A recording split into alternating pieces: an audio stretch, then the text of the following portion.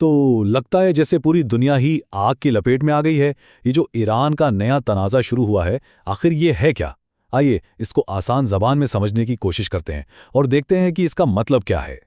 दोस्तों, मैंने जंगों पर बहुत बार बात की है, लेकिन सच कहूं ये मामला इतना ज़ाती कभी महसूस नहीं हुआ। इसकी वजह यह है कि कल सुबह तक मैं खुद अपने खानदान के साथ दुबई में था, बिल्कुल उसी जगह जहां से ये सब शुरू हुआ। तो चलिए शुरू करते हैं पहले हिस्से से, मेरा अपना एक हैरान कर देने वाला तजर्बा। जिस फेयरमाउंट द पाम होटल के पास धमाका हुआ, हमारा होटल ठीक उसके सामने सड़क के दूसरी तरफ था।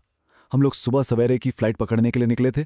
खुशकिस्मती से हमारी फ्लाइट तो वक्त पर बिल्कुल नॉर्मल तरीके से टेक ऑफ कर गई, लेकिन जब हम हवा में थे कोई 2-3 घंटे बाद, तब हमें खबर मिली कि अमेरिका और इजराइल ने ईरान पर हमला कर दिया है।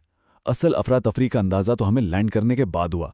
पता चला कि दुबई एयरपोर्ट खाली करा दिया गया है, सारी फ्लाइट्स कैंसिल हो चुकी हैं, और हद तो ये है कि बुर्ज खलीफा के पास ड्रोन्स को मारा जा रहा था। और ये सब मेरे लिए इसलिए और भी परेशान कुन था क्योंकि मेरे ही खानदान के कुछ लोग, जिनकी फ्लाइट हमारे कुछ घंटे बाद थी, वो बेचारे वहीं एयरपोर्ट पर फंस कर रह गए।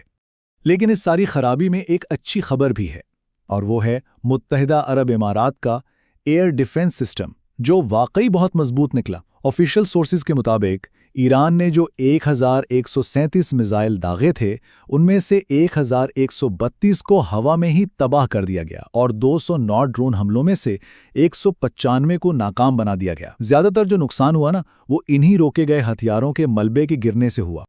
अब आते हैं दूसरे हिस्से की तरफ, जिसमें ईरान पर एक जबरदस्त ऑल आउट अटैक किया गया। अमेरिका और इजराइल ने मिलकर ईरान पर एक फुल स्केल फौजी हमला शुरू किया है, जिसे नाम दिया गया है ऑपरेशन एपिक फ्यूरी।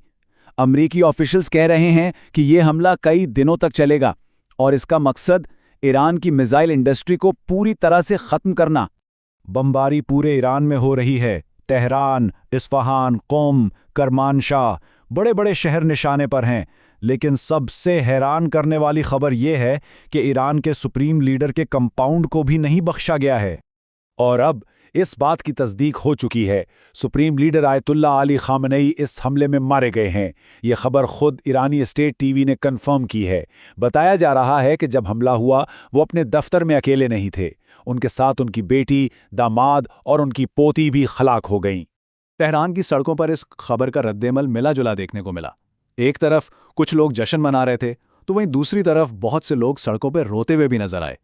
इसके बाद जो हुआ, उसने पूरी खलीज को आग में झोंक दिया। चलिए देखते हैं तीसरा हिस्सा, ईरान की जवाबी कार्रवाई। ईरान ने इसका जवाब बहुत तेजी से दिया और उन्होंने सिर्फ इजराइल को निशाना नहीं बनाया, बल्कि मुत्तहिदा अरब इमारात, कतर, बहरीन और कुवैत पर भी मिसाइल बरसा दिए। इस ऑपरेशन को उन्होंने नाम दिया है ऑपरेशन ट्रू प्रॉमिस 4। दुबई में धमाके सुनाई दिए। अबू धाबी में एक मिसाइल का मलबा गिरने से एक शख्स की मौत हो गई। कतर में अमेरिका के अल अदीद एयरबेस की तरफ से धुआं उठता देखा गया।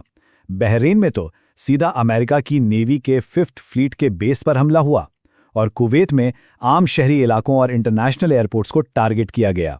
अब जरा इस बात पर गौर कीजिए, उन्हीं खलीजी मुल्कों में 1 करोड़ से ज़्यादा हिंदुस्तानी रहते और काम करते हैं। ये मिसाइल जहां गिर रहे हैं, वहां हम में से कितनों के अपने रिश्तेदार और दोस्त मौजूद हैं। तो अब बात करते हैं चौथे हिस्से की, कि इस सब का हिंदुस्तान और बाकी दुनिया पर क्या असर पड़ रहा है। अगर ये तनाज़ो एक मुकम्मल जंग की शक्ल ले लेता है, तो इसके नताइज बहुत संगीन होंगे, खासकर हिंदुस्तान के लिए। हिंदुस्तान अपनी ज़रूरत का आधे से ज़्यादा कच्चा तेल आबनाए हुर्मुज़ से इंपोर्ट करता है। अगर ईरान ने इस रास्ते को बंद कर दिया, तो हिंदुस्तान की ऑयल सप्लाई बिल्कुल ठप हो जाएगी। माहिरीन इसे हिंदुस्तान के लिए एक नाइटमेयर सिनेरियो, यानी एक बुरा ख्वाब कह रहे हैं। इसका नतीजा क्या होगा? पेट्रोल की कीमतें आसमान पर, महंगाई में जबरदस्त इजाफा और इंडियन रुपी पर शदीद दबाव। यहां पर टाइमिंग का भी एक अजीब मामला है। वजीर आजम मोदी इस हमले से सिर्फ 2 दिन पहले ही इजराइल का दौरा करके वापस आए हैं और इजरायली डिफेंस ऑफिशियल्स ने खुद कहा है कि इस हमले की प्लानिंग हफ्तों पहले से चल रही थी। बस इसी वजह से ऑपोजिशन लीडर्स इस दौरे की टाइमिंग पर सवाल उठा रहे हैं। लेकिन इस पूरी सूरत हाल का सबसे दिल दहला देने वाला पहलू वो है इंसानी जान का ज़िया। ईरान के शहर मेनाब में लड़कियों के एक प्राइमरी स्कूल पर बम गिराया गया।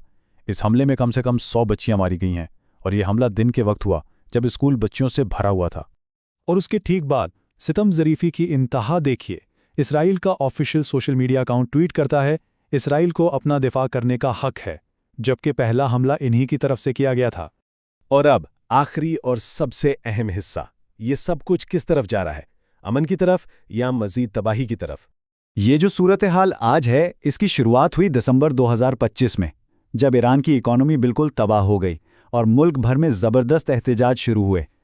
ट्रंप ने मुदाखलत की धमकी दी, लेकिन, और यही सबसे अजीब बात है, हमले से सिर्फ एक दिन पहले ओमान के वजीर ने कहा था कि अमेरिका और ईरान के दरमियान अमन का मुआहदा बिल्कुल करीब है, और अगले ही दिन बमबारी शुरू हो गई।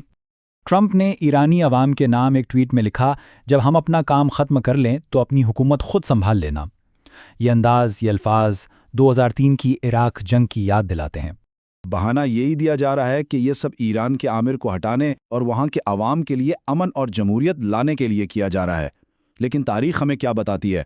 जब अमेरिका ने सद्दाम हुसैन और कज़्ज़ाफ़ी जैसे आमिरों को हटाया तो इराक और लीबिया दोनों मुल्क पहले से कहीं ज़्यादा गैर मुस्तहकम हो गए और आम लोगों के हालात वो बद से बदतर हो गए। तो अब सबसे बड़ा सवाल यही है, इससे सबसे आम लोगों का फायदा होगा या नुकसान? और क्या ईरान भी अगला इराक या लीबिया बनने जा रहा है? ये एक ऐसा सवाल है जिसका जवाब आने वाला वक्त ही देगा।